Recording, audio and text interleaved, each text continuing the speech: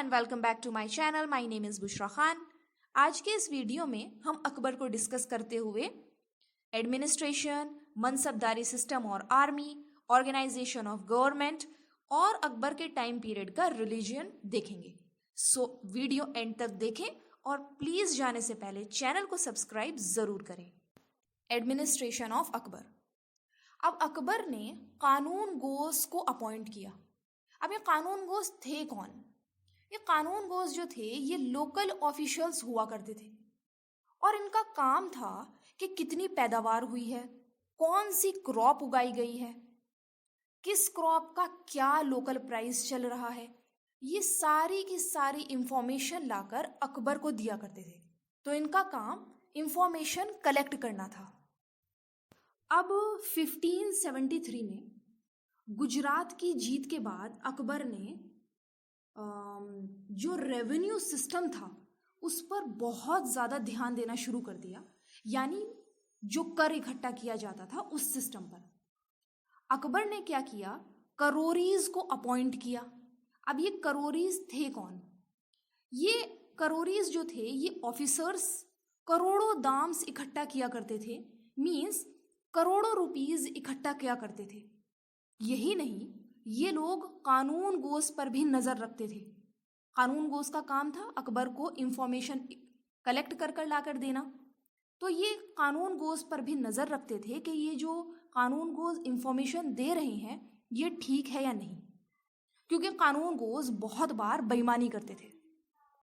अब जो इंफॉर्मेशन कानून गोस लेकर आए उसको ध्यान में रखते हुए अकबर ने 1580 में दहसाला सिस्टम शुरू किया।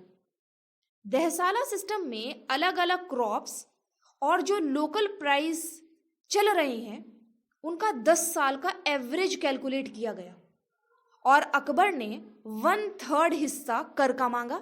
मीन्स जो रेवेन्यू इकट्ठा किया गया वो 1/3 था और ज़्यादातर वो कैश में ही कलेक्ट किया जाता था।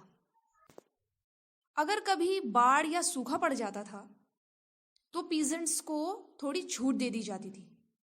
जो सिस्टम इस पर बेस था कि पीजेंट्स को थोड़ी छूट दे दी जाएगी उसे जब्ती सिस्टम कहते थे और अकबर ने ये सिस्टम लाहौर से इलाहाबाद और मालवा और गुजरात में लगाया।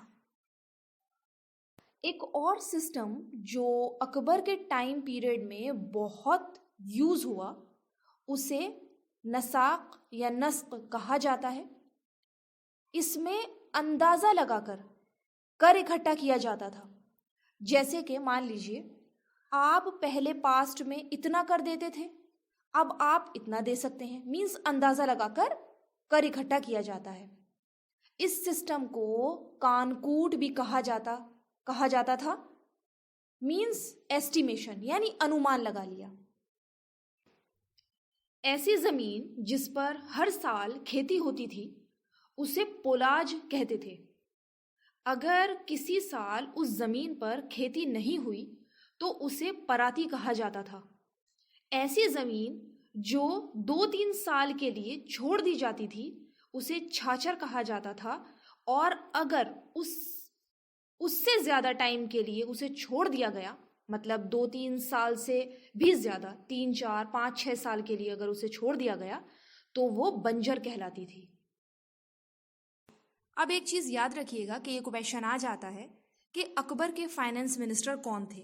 तो अकबर के फाइनेंस मिनिस्टर का नाम था तोदरमल और जब्ती सिस्टम को तोदरमल बंदोबस्त भी कहा जाता है क्योंकि तोदरमल ने ही जब्ती सिस्टम को इंट्रोड्यूस करवाया था। अब हम देखते हैं मनसबदारी सिस्टम। अकबर अपने एम्पायर को बढ़ाना चाहता था और उसके लिए नोबिलिटी और आर्मी को ठीक से ऑर्गेनाइज करना बहुत ज़रूरी था। तो अकबर ने क्या किया, अकबर ने ये दोनों जो काम थे उन्हें मनसबदारी सिस्टम से पूरा किया। इस सिस्टम में हर ऑफिसर को एक रैंक दी जाती थी जिसमें सबसे छोटी रैंक 10 थी और सबसे बड़ी जो रैंक हुआ करती थी वो थी 5000।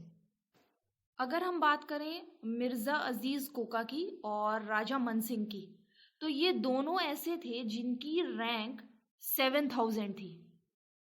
1594 से 1595 में अकबर ने रैंक को 2 पार्ट में डिवाइड कर दिया, जात और सवार। जात मीन्स आपकी पर्सनल रैंक कितनी है, और सवार मीन्स कि एक आदमी के पास कितने घुड़सवार यानी घोड़े होने चाहिए। अब हम बात करते हैं ऑर्गेनाइजेशन ऑफ गवर्नमेंट। तो पूरा राज्य खालिसा, जागीर और इनाम लैंड्स में बटा हुआ था। खालिसा की इनकम डायरेक्ट राज्य के पास जाती थी। जागीर जो लैंड थी वो नोबल्स को, फैमिली के मेंबर्स को, यहाँ तक के जो क्वींस होती थी, रानियाँ होती थी, उन्हें दी जाती थी। और इनाम लैंड जो पढ़े लिखे लोग थे या जो धार्मिक लोग हुआ करते थे उनको दी जाती थी। जो कर डिपार्टमेंट मीन्स रेवेन्यू डिपार्टमेंट का हेड होता था उसे वजीर कहा जाता था, जिसे अकबर दीवान या दीवान आला कहना ज़्यादा पसंद करते थे।